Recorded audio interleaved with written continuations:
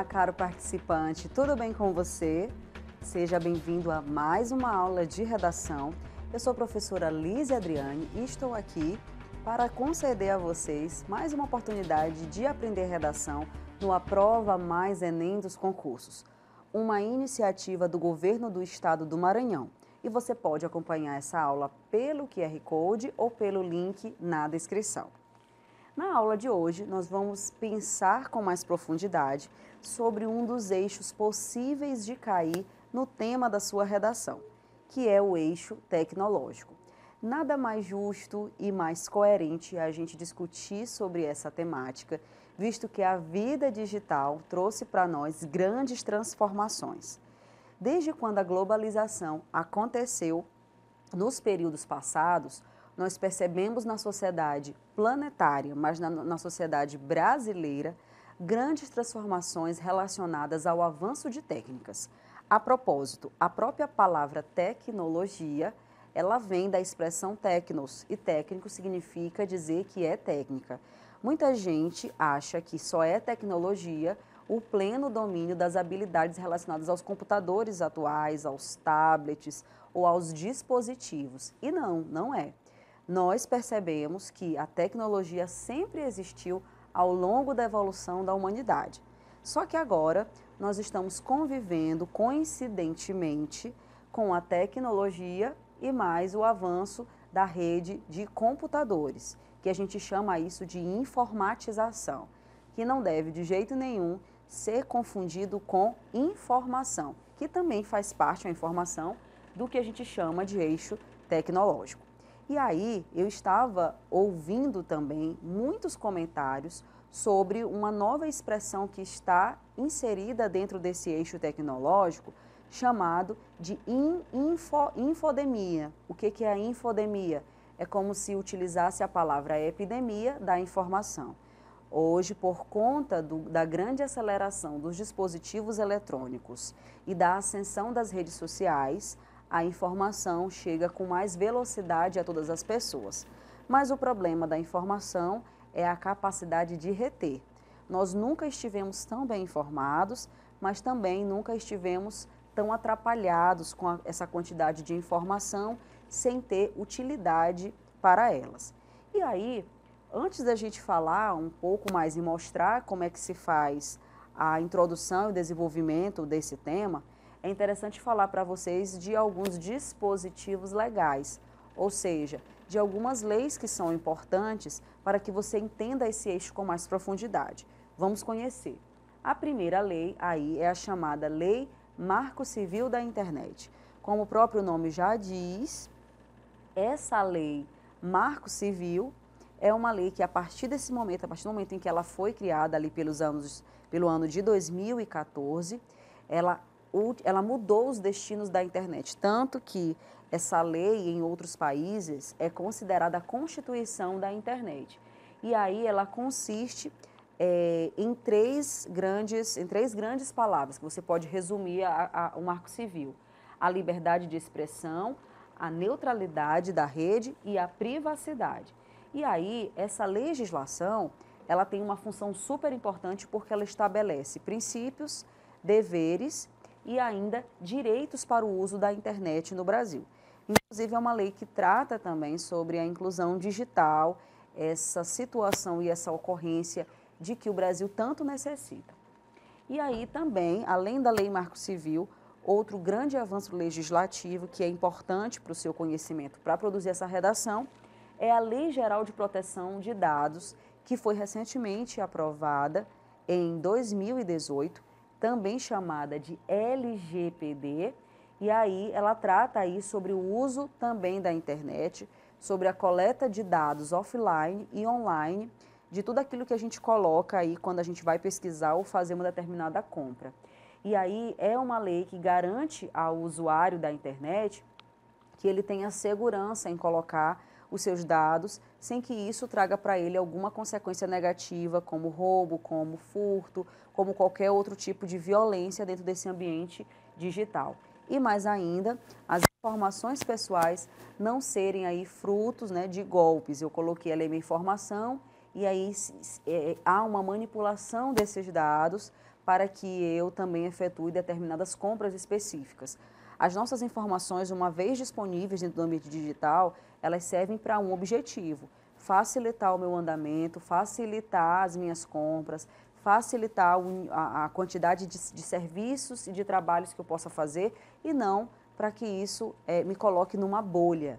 Existe um autor francês que chama isso da bolha da internet. E essa bolha da internet é responsável aí por trazer alienação e por trazer ainda desinformação. Então, a gente precisa estar muito cuidado em relação a essas duas legislações. A gente também tem uma das leis também importantes, que é chamada de a Lei das TICs. E TICs, se você observar isso na sua prova, TICs é a sigla que significa Tecnologias de Informação e Comunicação. Então, tudo aquilo que está dentro do ambiente digital, que serve para informar, que serve para comunicar, isso é chamado de TICs. E é uma lei de 91, e também é uma lei que passou por uma reformulação agora em 2019, ela se transforma na Lei 13.969 do ano de 2019 e trata aí de investimentos de empresas em atividades de pesquisa, desenvolvimento e inovação. Além disso, essa lei se refere ao setor de tecnologia da informação e comunicação e do cumprimento do processo produtivo básico e, claro, da consequente possibilidade de crédito financeiro para todas essas questões. Então, é uma lei super importante. E uma curiosidade: em 1991, nós não tínhamos ainda a internet que hoje nós temos no Brasil. O boom da internet acontece apenas em meados do ano de 1996. Em comparação aos outros países, em comparação ao mundo, a internet chega ao Brasil muito tardia. Então, o fato de ser recente, essa internet ter sido muito próximo de hoje, também é uma causa de a gente verificar vários problemas que ainda não estão abarcados dentro das leis. Mas como o direito caminha ao lado das resoluções e ao lado das situações sociais, a gente já viabiliza hoje um direito que é chamado de digital também, uma área, uma segregação dessa área tão importante para o nosso amparo de garantias. E aí a gente traz aqui também alguns possíveis temas que poderão cair, e aí a tarefa de vocês é tentar fazer pelo menos o planejamento de cada um desses temas, porque se de repente cair alguma coisa, você já está ali preparado, sem medo e sem isso causar nenhum estranhamento a vocês. Vamos conhecer aí alguns temas super importantes. O primeiro, nós temos aí a inteligência artificial, com o recorte possibilidades para o desenvolvimento nacional. É muito interessante a inteligência artificial porque no ano passado nós tivemos a ascensão de certos elementos dentro do que a gente considera sobre essa inteligência que não é humana. Foi a explosão do ChatGPT no Brasil e agora também a chegada do Sona, que também é uma nova inteligência artificial que promete aí trazer informações o mais rápido possível até do que o ChatGPT. Essa inteligência artificial tem tomado de conta de vários setores, ela tem ultrapassado os setores tecnológicos e ela tem atingido, e isso foi ainda mais potencializado durante a pandemia da Covid-19, em que nós estivemos ali em nossas casas sem poder se deslocar e a internet servia aí como essa mobilidade de deslocamento sem necessariamente a gente sair de casa. E aí a inteligência artificial migrou para áreas como saúde, nós já vemos aí a medicina, a robótica, já vimos aí, inclusive em um dos episódios da aclamada série La Casa de Papel, nós vemos ali uma operação feita telepresencialmente, óbvio que por mais que seja uma ficção, mas isso já demonstra o poder que a inteligência artificial tem nas outras áreas. Durante a pandemia da Covid-19, nós também vimos a oportunidade do teleatendimento, alguns planos da saúde suplementar, alguns planos de saúde, já realizavam consultas ali, telepresenciais, em que você só precisava ter uma boa internet e um bom dispositivo e um pouco de paciência para esperar a fila, né, da quantidade de gente que estava sendo atendido mesmo que no âmbito virtual. Então, a inteligência artificial traz essa novidade para a saúde, traz também para as artes. Hoje você já consegue, né, por meio dessa tecnologia, acessar diversos museus que possivelmente você precisaria se deslocar, né, fisicamente, gastando mais dinheiro. A inteligência também atingiu, chegou até a área educacional. Vocês estão aqui, né, sendo frutos de várias tecnologias e no futuro, com certeza, a inteligência artificial estará ajudando nessa transmissão das aulas. Então, claro que essa inteligência aí pode ser, sim, um dos temas possíveis de cair. A gente tem também a segunda, que é um tema que particularmente eu acho justo e acho muito honesto cair na sua prova, que é chamado de tecnologia assistiva e o seu papel de inclusão na sociedade brasileira. É interessante porque a tecnologia, como o próprio nome já diz, assistiva, ela se refere à assistência, ou seja, ela se refere a um grupo que não consegue, em suas condições normais, que não consegue ter o acesso. Então, a tecnologia, ela serve ali também para as pessoas que têm algum tipo de deficiência, algum tipo de limitação. E aí, claro que aí a gente envolve dois eixos, o eixo de minorias e o eixo de tecnologia. Então, se você ainda não sabe muito sobre esse assunto, eu oriento você a pesquisar e trazer ali o maior número de informações para treinar essa redação. Em seguida, você tem aí os cybercrimes e a necessidade de uma cidadania digital. E o que é isso? Nós sabemos que a violência é um fenômeno multidimensional que acomete o âmbito real. E essa violência, ela também é transferida para o âmbito digital, que é o ambiente em que todas as pessoas estão ali vivendo com mais intensidade, né? Vivendo com mais presença, digamos assim. E aí é claro que a gente precisa pensar e também se preocupar e acelerar os processos legislativos ligados ao cybercrime. E essa palavra cyber, ela é uma palavra também da tecnologia. E aí pensar não só numa cidadania geral, mas pensar numa cidadania digital, nos conceitos de tolerância, de ser contra a cultura do ódio, a cultura do próprio cancelamento, que é uma ocorrência muito comum dentro do âmbito digital. Depois, dentro da tecnologia, a gente também pode pensar no papel da ciência para o progresso brasileiro. Muito se tem falado sobre a pesquisa científica, sobre os institutos científicos e o Ministério de Tecnologia, por exemplo, é um ministério que trabalha arduamente para a ciência do país, né? Então, produzir ciência é produzir saberes e nada mais justo do que trazer a tecnologia para esse aspecto. Outro tema, que é um tema muito fácil e muito atual e seria muito pertinente cair, é o impasses para a inclusão digital na educação, visto que essa ainda é uma dificuldade de ser inserida em todas as escolas do Brasil, em todas as federações. Em seguida, a gente tem a importância da implantação de parques tecnológicos para o crescimento nacional. Nós sabemos que outros países já têm essa experiência de grandes vales, como o Vale do Silício, que trata ali são grandes investimentos em tecnologia. Então, o Brasil também está desenvolvendo esse chamado parques tecnológicos e você pode até acessar lá no Ministério de Tecnologia e observar todas as iniciativas que o Brasil tem na construção e do quanto a população ao redor da construção desses parques tecnológicos também se desenvolve, né? Não é só para o país, mas é para quem está ali diretamente envolvido nesse processo. Depois, a gente tem um tema também super importante, que é o processo de desinformação como um desafio ao conhecimento. Eu comecei falando essa aula sobre a infodemia, né? E aí hoje as pessoas, no lugar de estar intoxicadas, elas estão infoxicadas, juntando as duas palavras, né?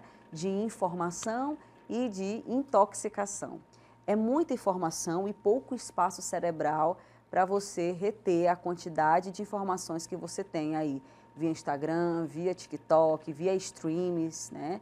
Inclusive, uma pesquisa saiu no ano passado que só a plataforma Spotify criou aí uma quantidade que por dia daria 40 mil músicas. Pensa só, você ouvir aí 40 mil músicas por dia, é muita informação. Isso a gente está falando só de Spotify, sem falar nas plataformas que nós assistimos e pagamos, né?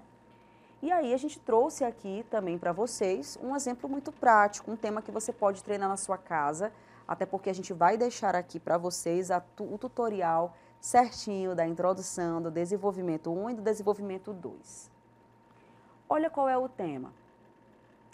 Transformação digital para capacitação e inclusão social. Olha como esse tema é interessante, porque ele traz a digitalidade e o fato dessa digitalidade estar diretamente ligada à capacitação, ou seja, à formação, mas principalmente à inclusão social dessas pessoas. Então, a tecnologia não pode ser considerada uma vilã, mas ela é uma aliada, né, na capacitação dessas pessoas e na inclusão, assim.